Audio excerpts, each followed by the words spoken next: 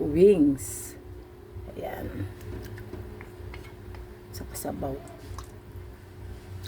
Papapak lang ako at kakunting kanin lang guys. Kasi gabo niya yun eh. Kaya hindi ako kakain ng much rice. Tara na guys, kain na tayo. Tikman na natin yung ating niluto, syempre.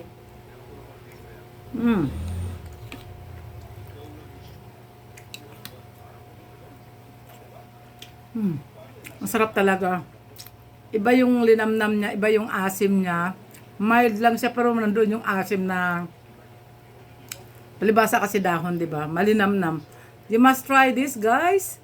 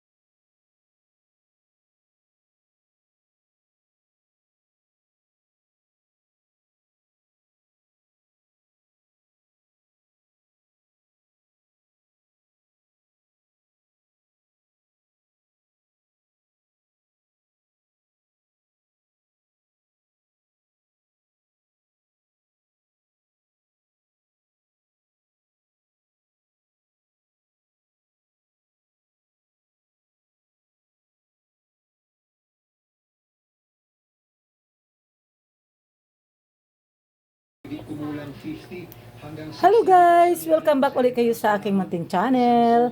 At ayan, ngayong araw na ito, ang ating menu ay sinampalukang manok dahil ako ay nakabili ng talbos ng manok. At ayan, muli ang inyong amiga Ning ay nagbabalik upang kayo ay hainan ng hindi naman bago pero hindi naman luma, kundi parati nating niluluto. Sinampalukang manok. Ito talaga ay craving ko. Pag nakakita ako ng talbos ng sampalok kasi napakasarap nito guys. Mas kakaiba ang lasa nito kaysa sa yung bunga o kaya yung sa powder na na powder mix na binibili natin. Ayan, kaya tara samahan niyo ako at tayo magluto na. At siya nga pala, bago yun, tayo ay magigisa. Meron tayong sibuyas, bawang at kamatis. Siyempre may luya, pantanggalan sa. Ayan, meron tayong labanos. Ayun na nga, yung usbong ng sampalok, sitaw at kangkong. Siyempre, ang chicken natin. At ayan, mag-umpisa na nga tayo maggisa. Unahin natin ang luya.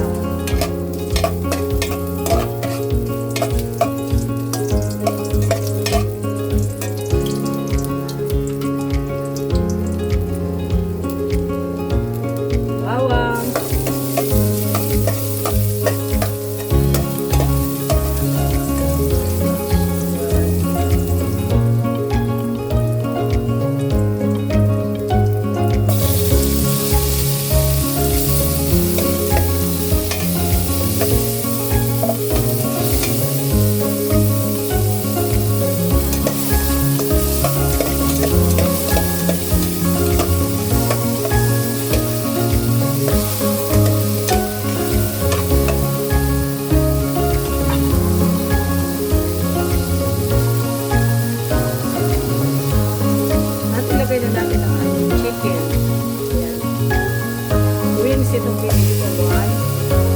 5 pirasong wings yan. Saka isang pitso.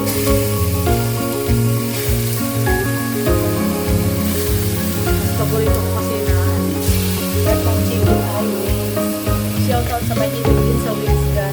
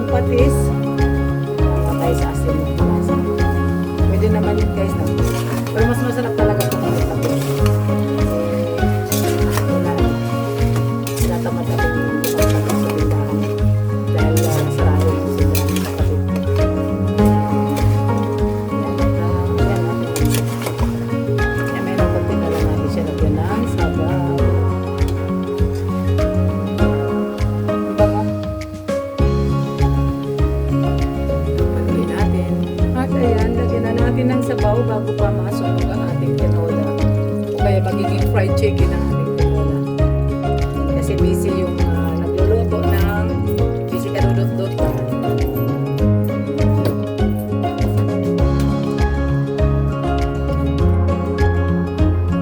Balikan na lang natin ulit pagkukulo na siya. Lagyan na natin yung ating labanos at sitaw. Kasi sila yung medyo matagal-tagal lutuin.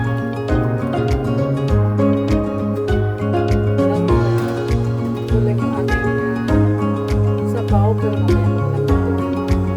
Titingnan natin. Itong ating usbong pala ay nasa ko siya sa asin para lalong lumabas yung kanyang asin. Ganun lang. Pero depende naman sa inyo din kung gusto nyo siya itambog lang din ng diretso. Ay, may nakapag ano kasi sa akin nakapag-suggest na mas maganda daw ilamas yung itong talbos ng sampalok para lalong lumabas yung kanyang asin.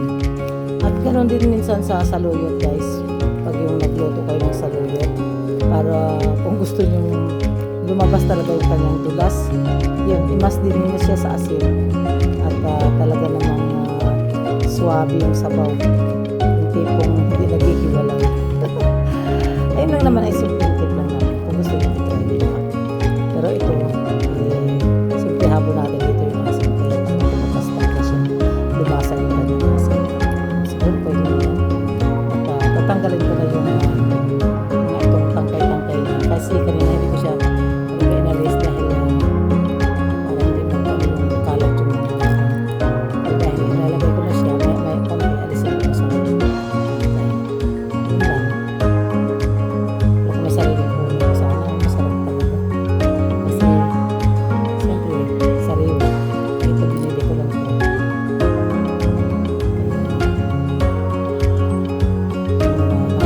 Kung 10 beses kong hugasan ito, guys, ang tagal kong hugas.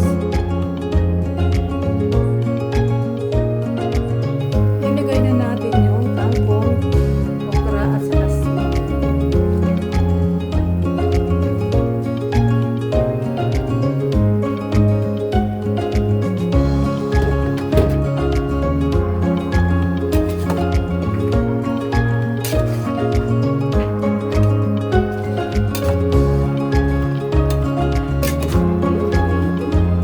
Kaluto sa panghuli na ilalagay ko yung talbos na sampal. Sarap na ulit natin. At ilagay na natin yung ating panghuli ingredients. Yung ating pang-asin. Yes. Sarap. Sarap ng amoy niya kasi diba sarap.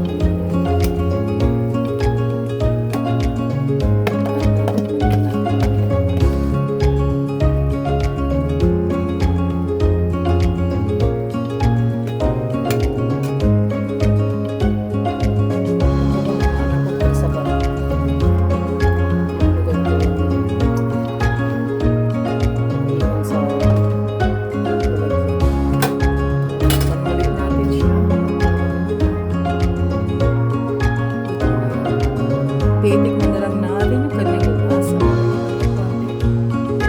Pansamantala ay atin muna siyang takpan. Lagyan natin ng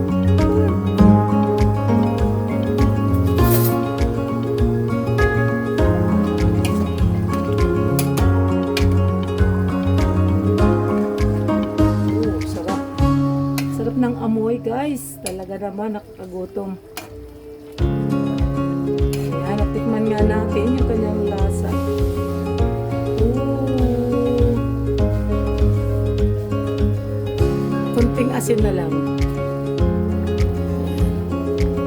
Para ma-enhance yung lasa. Pero yung asin, sakto. At iba talaga ito yung talaga yung nagustuhan ko sa talbos ng sampalok. Kasi yung asim niya, medyo kakaiba talaga siya. May kakaiba yung asim niya, mild lang siya na malinamnam. Pero basta ang hirap ipaliwanag pero ang sarap. Kaya try nyo, guys. Sinigang sa sampalok na chicken. So yummy. sa mga hindi pa dyan nakapag-subscribe, please don't forget to subscribe and like and comments na rin. Thank you so much. God bless us all. And Amiganing makes